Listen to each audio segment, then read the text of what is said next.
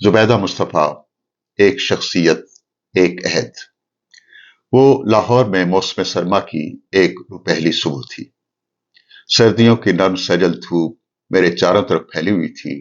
یہ ایک خوبصورت دن تھا۔ یہ دن مجھے اس لیے بھی یاد رہے گا کہ اس روز میری زندگی کے سفر میں ایک نیا موڑ آیا تھا۔ یہ جنوری 2000 کی بات ہے۔ میں چند ماہ پہلے ہی کراچی سے لاہور منتقل ہوا تھا۔ کراچی میرا قیام 3 برس کا تھا جب میں آغا خان یونیورسٹی کے institute for educational development IED میں پڑھاتا تھا۔ وہ 1999 کا آخر تھا جب میں کراچی سے لاہور پہنچا۔ لاہور میں موسم سرما کا آغاز ہو چکا تھا۔ مجھے لاہور کی ایک نجی یونیورسٹی میں سوشل سائنسز کی فیکلٹی کے قیام کی ذمہ داری سونپی گئی تھی۔ انہی دنوں کی بات ہے۔ ایک دن میں اپنے آفس میں بیٹھا تھا کہ مجھے خیال آیا کیوں نہ تعلیم کے حوالے سے ملکی اخبارات میں تعلیم کے حوالے سے ایک سنجیدہ بحث کا آغاز کیا جائے، کیونکہ اخبارات کی رسائی کا دائرہ وسیع ہوتا ہے۔ یہ سوچ کر میں نے ڈان اخبار سے ای میل ایڈریس لیا اور پاکستان میں تعلیم کے عنوان سے اخبار کو ایک مضمون ای میل کر دیا۔ یہ مضمون کرٹیکل پرسپیکٹو میں لکھا گیا تھا۔ جب مضمون بھیجے ہوئے 2 ہفتے گزر گئے تو مجھے یقین ہو گیا کہ مضمون ایڈیٹر کی توجہ حاصل نہیں کر سکا۔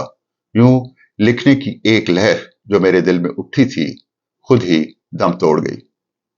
میں سارے واقعے کو بھول کر زندگی کے ہنگاموں میں کھو گیا۔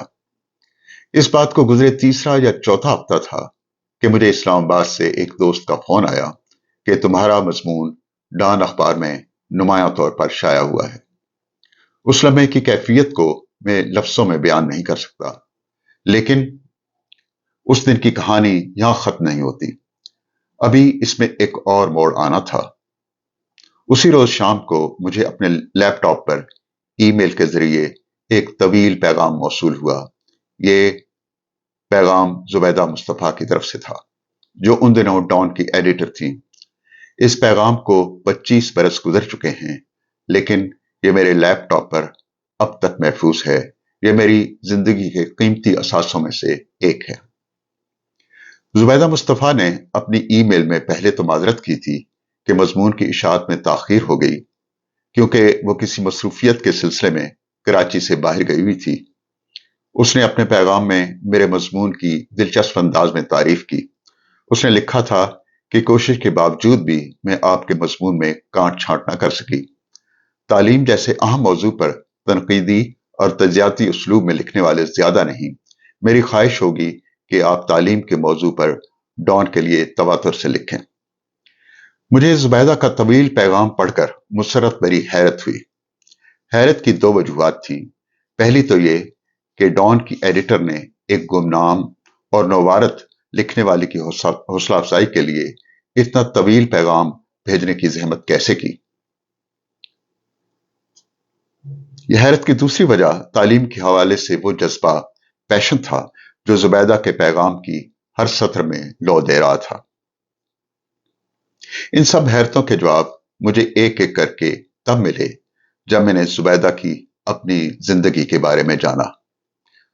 زبیدہ نے ابتدائی تعلیم کے بعد کراچی یونیورسٹی سے انٹرنیشنل ریلیشنز میں ڈگری حاصل کی تھی اور پھر معروف تعلیمی ادارے London school of economics LSE سے اکنامکس کی تعلیم حاصل کی۔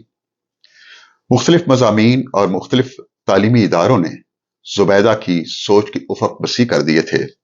اعلیٰ تعلیم مکمل کرنے کے بعد زبیدہ نے کراچی میں ہی ایک ریسرچ انسٹیٹیوٹ میں کام کرنا شروع کر دیا۔ تب اس کی زندگی میں ایک ایسا موڑ آیا جس نے زبیدہ کی زندگی کا رخ ہی بدل دیا۔ یہ 1975 کی بات ہے، جب زبیدہ کی ملاقات اپنے زمانے کے معروف ایڈیٹر احمد علی سے ہوئی۔ احمد علی کی جوہر شناس نگاہوں نے زبیدہ کے اندر چھپے ہوئے چہرے کو پہچان لیا تھا۔ انہوں نے اسے ڈان اخبار کے ادارتی صفحات پر لکھنے کی پیشکش کی۔ یہ اتنا آسان کام نہیں تھا، لیکن اس کی مشکل پسند طبیعت نے سوچا کہ کوشش کرنے میں کیا حرج ہے۔ پھر زبیدہ اور ڈان ایک دوسرے کی پہچان بن گئے۔ زبیدہ نے اس عرصے میں صحافت کے میدان میں نت نئے تجربات کیے، تعلیم، صحت اور کتابوں کے حوالے سے نئے میگزین اور صفحات کا آغاز کیا۔ وہ معاشرے کے کمزور طبقوں کی آواز بن گئی۔ اس نے روایتی سٹیٹس کو کی صحافت کے بجائے اپنے قلم کو معاشرے میں تبدیلی کے لیے استعمال کیا۔ زبیدہ نے سوچا کہ تعلیم اتنا اہم موضوع ہے، لیکن ہمارے اخبارات میں اس کو مناسب جگہ نہیں ملتی۔ اس نے ڈان اخبار میں ایک پورا صفحہ تعلیم کے لیے مختص کر دیا۔ اس صفحے کے لیے یہ انہی دنوں کی بات ہے جب تعلیم کے صفحے پر میرا پہلا مضمون شائع ہوا، اور زبیدہ کے کہنے پر میں نے ڈان کے ایجوکیشن کے صفحے پر باقاعدہ لکھنا شروع کر دیا۔ اس صفحے کے لیے لکھتے ہوئے کچھ عرصہ گزر گیا تھا اور مجھے ڈیڈ لائنز کے مطابق لکھنے کی عادت ہو گئی تھی۔ میرے قارئین میں زیادہ تر لوگوں کا تعلق اکیڈیمیا سے تھا۔ زبیدہ کو خوشی تھی کہ میں اس کی توقعات پر پورا اترا تھا، لیکن زبیدہ کو تو ہر دم کسی نئے افق کی تلاش رہتی۔ ایک روز مجھے زبیدہ کا فون آیا۔ رسمی حال احوال پوچھنے کے بعد وہ سنجیدہ لہجے میں بولی، شاہد میرے پاس ایک آئیڈیا ہے، کیوں نہ ہم اخبار میں آسان زبان میں ایسے مضامین کا سلسلہ شروع کریں جس کے مخاطب طلبہ ہوں، ایسے مضامین جو ان کی اسٹڈی سکلز میں بہتری لائیں۔ یوں زبیدہ کے کہنے پر میں نے تقریباً 22 مختصر مضامین پر مبنی series learning to learn Dawn اخبار کے لیے لکھی۔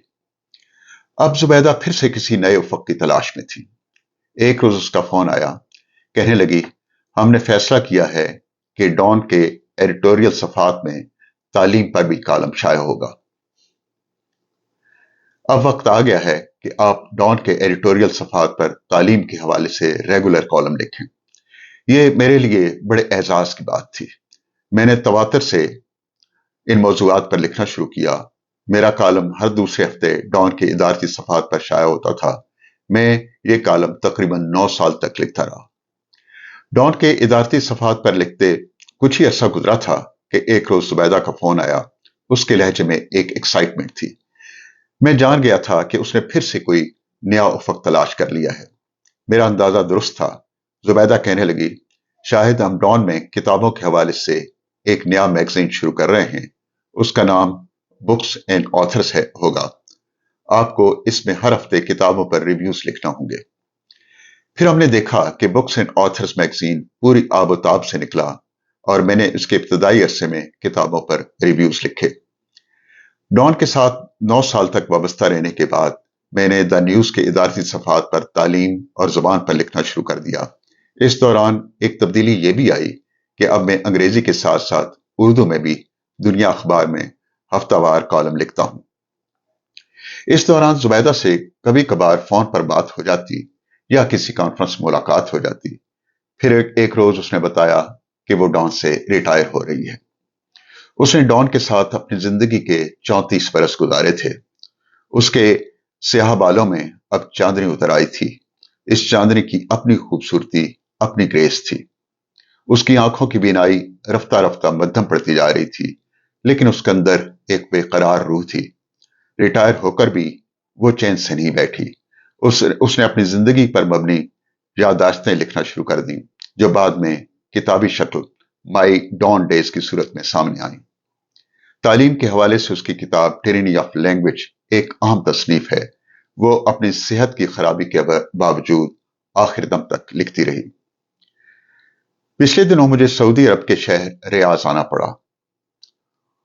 اس روز میں ریاض کی ایک کافی شاپ پر بیٹھا لیپ ٹاپ پر کام کر رہا تھا، جب خبر ملی کہ میری دوست، میری مینٹور اور میری محسن زبیدہ مصطفیٰ ہمیں ہمیشہ کے لیے چھوڑ کر چلی گئی ہیں۔ میں نے کرسی کی پشت سے سر ٹکا کر آنکھیں بند کر لیں، اور مجھے لاہور کی وہ روپہلی صبح یاد آ گئی جب زبیدہ سے میرا پہلا تعارف ہوا تھا۔ کیسی دلربا صبح تھی وہ۔ سردیوں کی نرم سجل دھوپ میرے چاروں طرف پھیلی ہوئی تھی۔ مجھے یوں لگا زبیدہ کی رفاقت میں گزارے 25 برس بھی سردیوں کی دھوپ کی طرح تھے، بہت قیمتی لیکن بہت مختصر۔ پتہ ہی نہیں چلا اور دن تمام ہو گیا۔